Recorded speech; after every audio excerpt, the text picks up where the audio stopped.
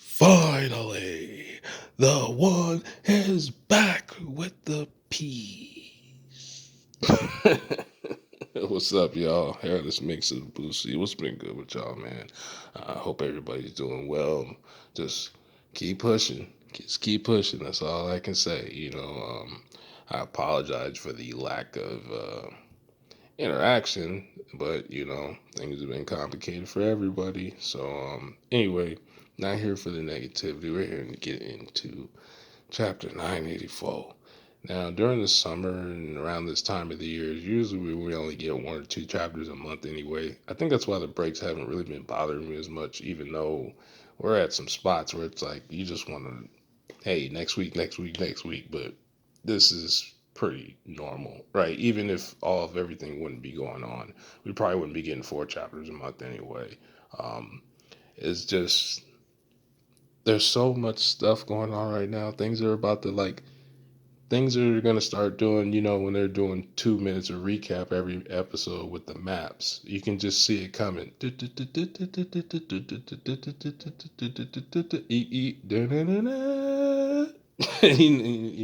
coming.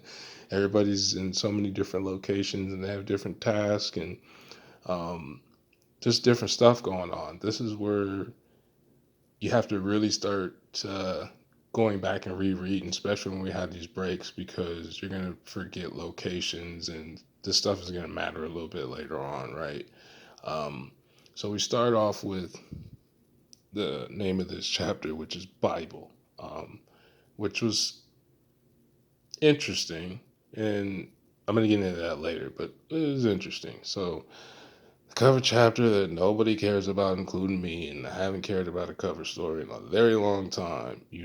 Like I'm almost ready to go back to Orlumbus folding clothes. Okay, like I know this closure has to occur, and especially with the overlapping theme of the Big Mom Pirates and family and resolution and things like that. Don't get me wrong, because if this was real life, we would be every dude would be yelling at the cover story about why this man ain't never got to see his kids. You know what I mean? Regardless of what he knew beforehand or whatnot, suffering from his own naivety, whatever. You know what I mean? Being a sucker. But it's just, I'm just done, man. Like the only two things that I've cared about this entire cover story are the statues of Luffy and God Usopp. That's pretty much it. Oh, and the introduction of those two or three Marines that we seen that was going after Capone in the gang. They might pop up a little later, but other than that, who cares, right? All right, chapter 984. So basically, we're getting the continuation of the introduction of Yamato snatching Luffy up, and he doesn't like to be carried. So I didn't think that was going to last very long, and of course we see them in the panel, and now they're kind of scrapping it up, even though Yamato looked like that.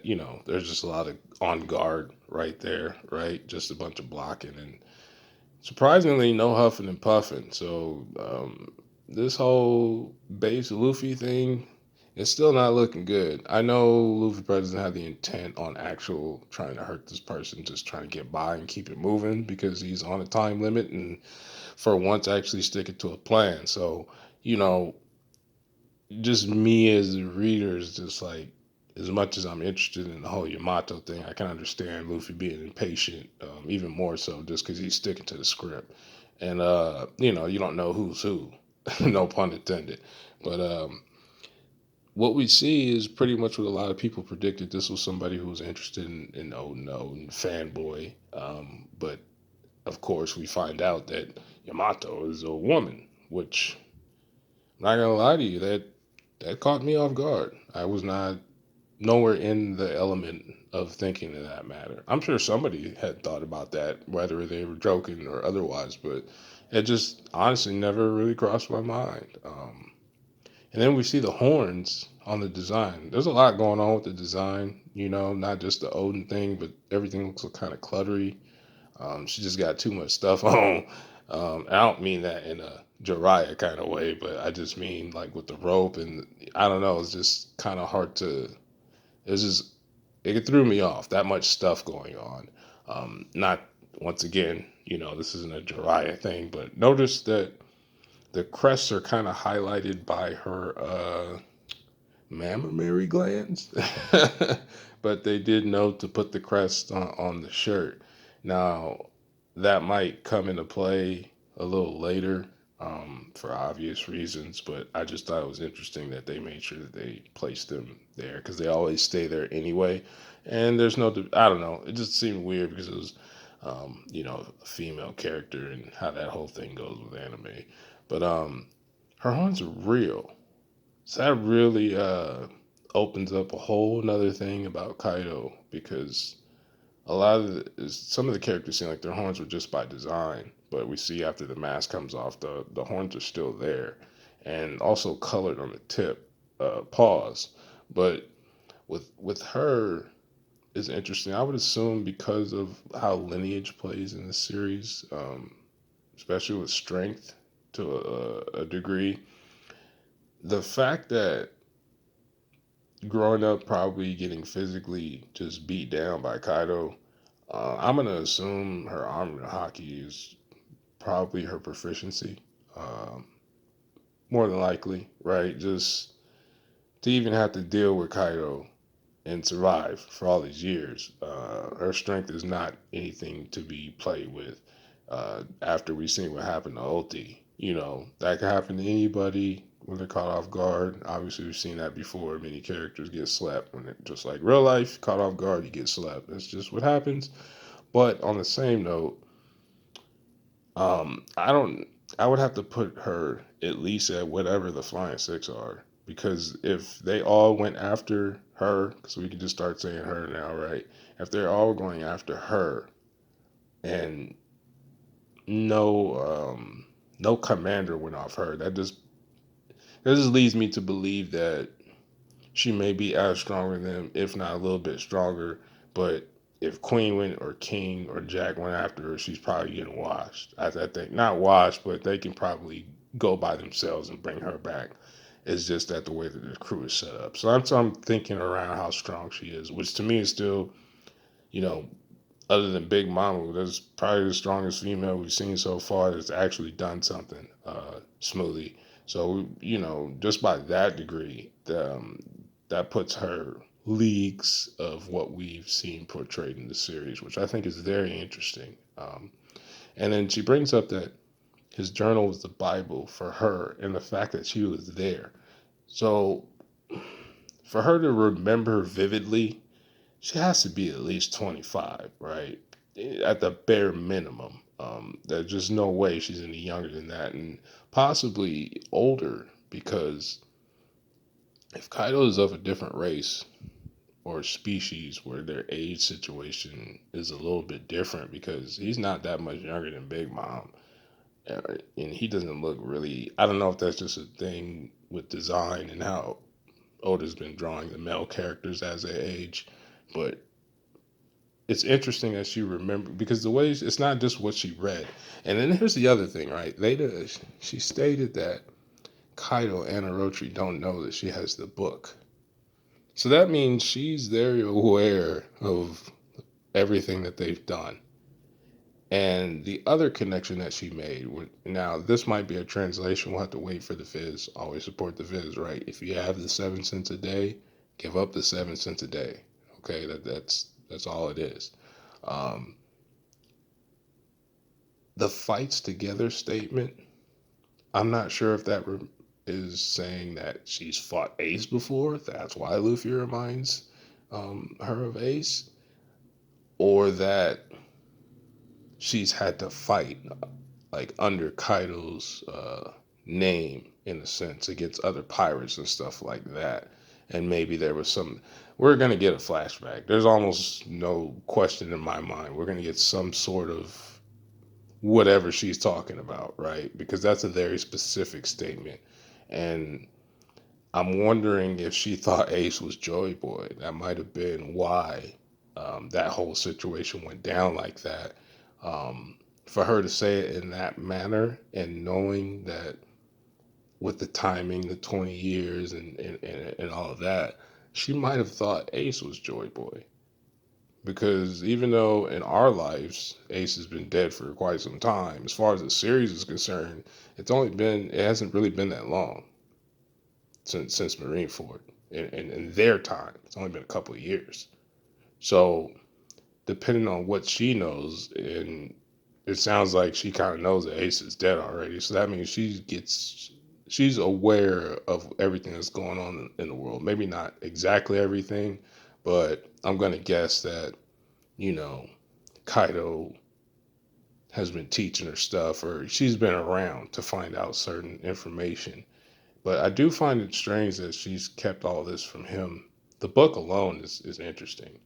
So I was under the impression that the chains on her didn't really necessarily have anything to do with Odin. I thought at the time when I thought it was a dude that he had been in the same situation as how like Sanji was, right? Being locked up very young, and because of Kaido and how he feels about strength, and whatever his philosophies are on having a girl for him. I don't know if he would look at that as a disappointment or not. Clearly she learned something from him, so maybe he didn't maybe his views on women don't necessarily line up the same way it is with Wano's views on women, because there's for her to be as strong as she is and whatever training she's been doing this whole time, um, it doesn't seem like the women in Wano were afforded that kind of opportunity, right? You had Shinobu, and that's pretty much it. Toki didn't. We're not even going to get into Toki, but it's not like she was out there wiping people out that we saw. She was running from fodder. So I'm not sure how that whole thing goes. It's a Kawina situation where maybe Kawina was one of the, first females who were allowed to train and stuff like that with them not living in Wano, or however that whole situation goes.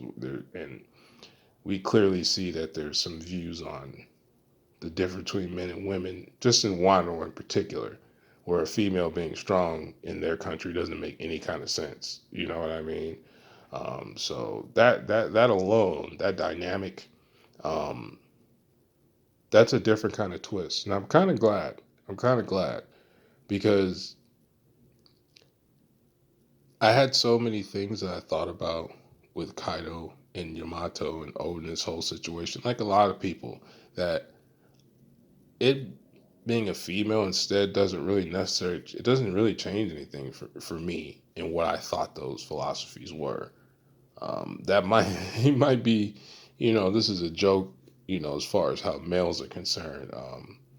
If you have a daughter, it's just one of those things that ages you. I don't have a daughter, but that's a common, right? That's a common trope for males. So maybe that's why he's drunk all the time.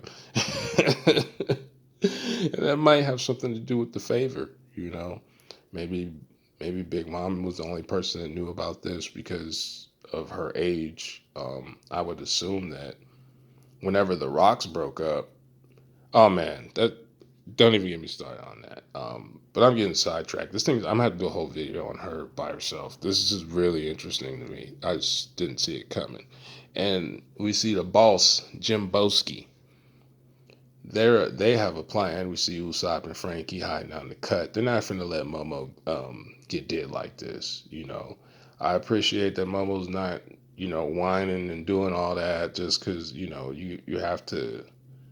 The to get a kid to die with honor, just that concept, it doesn't even make any sense, right?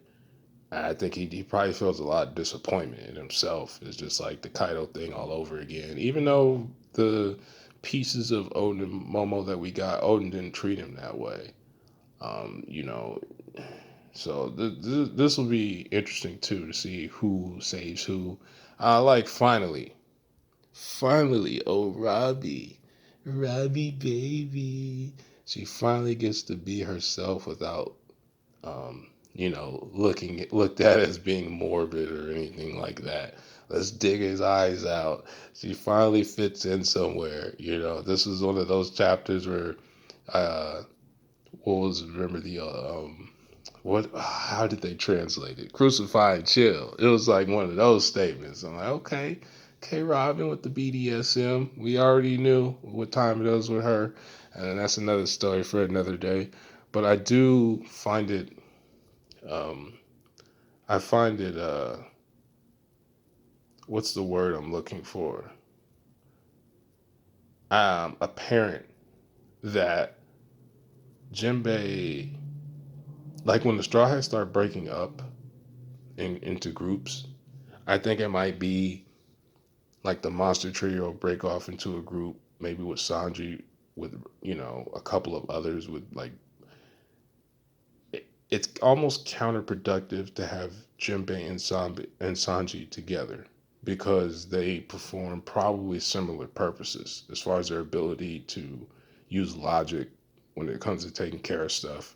And because they can both now get to areas where other people can't get to, with Jinbei being able to hit the waters and get to certain areas that people are just not going to be able to get to. Just like Sanji now can get to, whether it be the sky or just now disappearing, he can get to places where other characters can't get to, similar to how Brook is. So those are going to be like our recon, slash tactical type guys.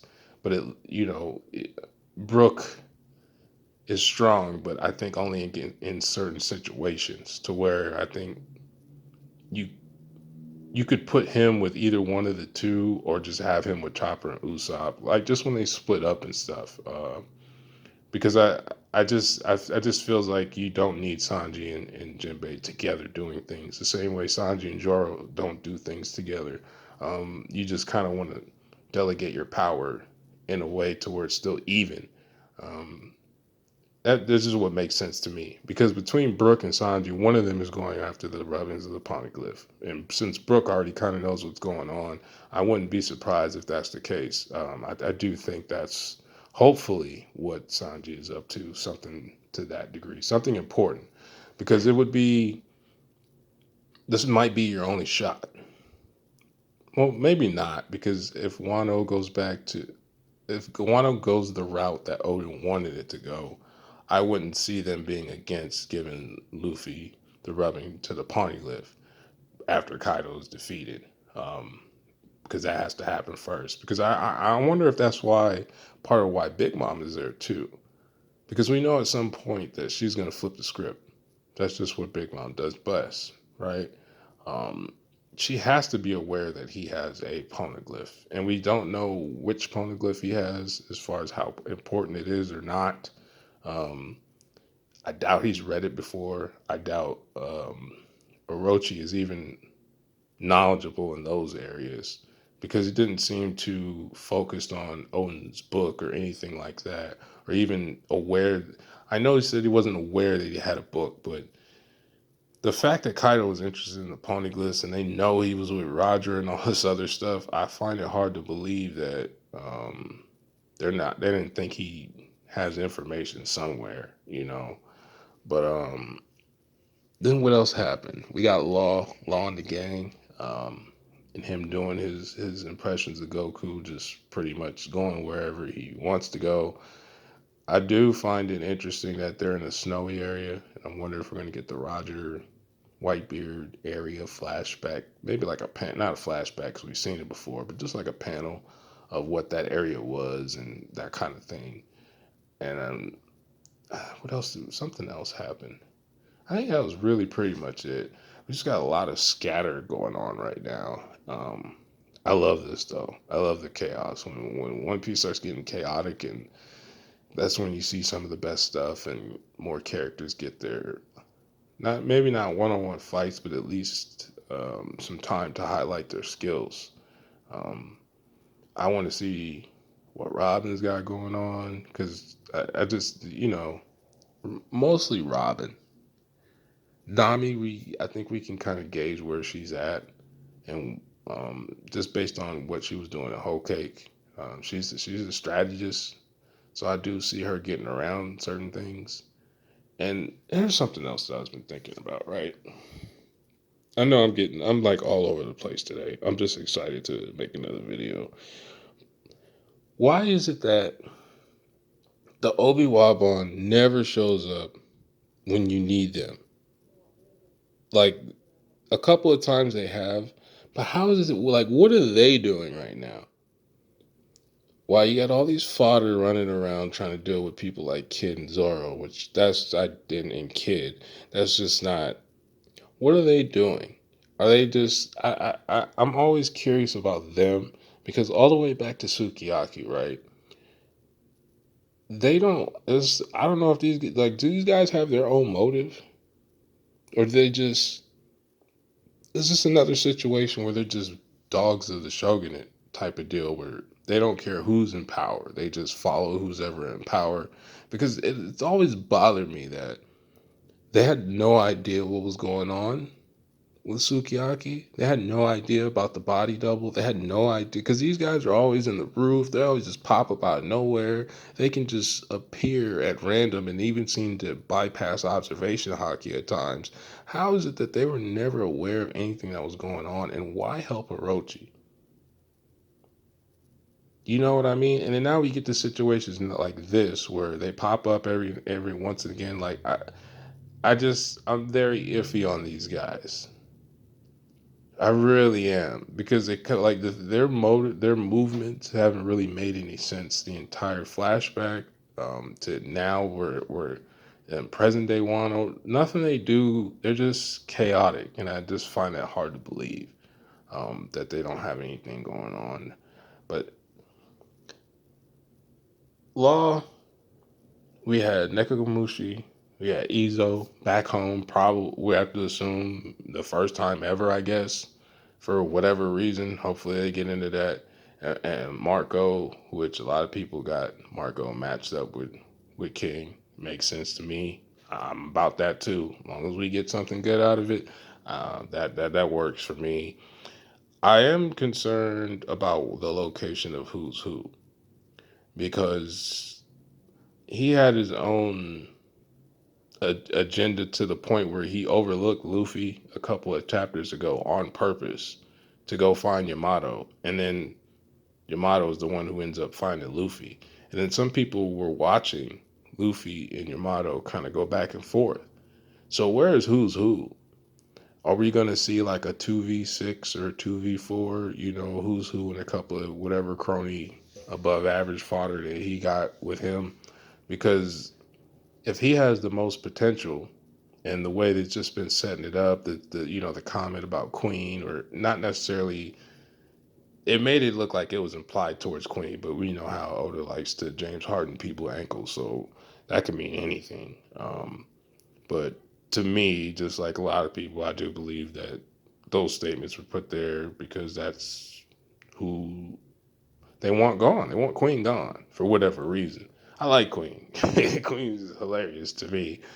Oh, the panel that you see, that's my thumbnail. I'm sure everybody and their grandma are gonna want to use Yamato, but all that reminded me of was old school for you wrestling fans out there that grew up during that era.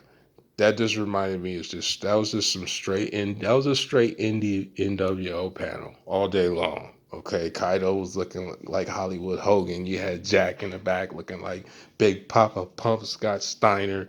Rochi is probably Eric Ripoff or Eric Bischoff, which one you want to call him. You know, they just they had that panel was hard, man. That was probably like the hardest panel that I've ever seen with the Rochi in it. Because any panel with him is usually trash, but that panel, my thumbnail, that is clean. Like, if somebody colorizes that, let me know because I definitely want that for a screensaver, or I'll make a poster out of that one or something and redo it as the WOLFPAC. Well, man, Scott Hall and Kevin Nash. Oh, Queen would probably be Scott Hall because Scott Hall used to like to troll people. Yeah, yep, yeah, and Jack could be, King, and then King would be Kevin Nash. Yep, there it is. There it is, right there. That's what they're looking like, though. They look clean. They look clean. I can't stand Orochi, but you know, I might have to edit him out the photo or something. But anyway, let me know what do you guys think about this chapter, the situation with Yamato being a woman, and where is her mom? Like, I know Oda likes a lot of Disney, so you know The mama not being around, that's like a normal thing in anime to begin with. In cartoons, not sure why everybody always has to lose a parent. But I do find it interesting that